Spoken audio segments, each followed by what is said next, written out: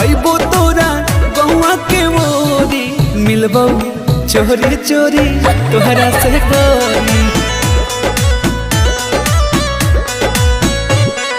पागल कइले रूपवा बा तोरी मिलबो चोरी चोरी तोहरा से गोरी। पागल कर दे की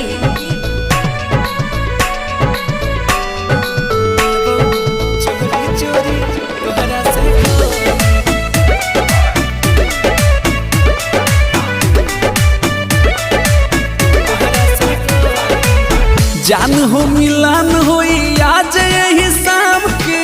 हाँ? बचा के तनिका आराम से। अच्छा ठीक है हम हल्का मिले रही की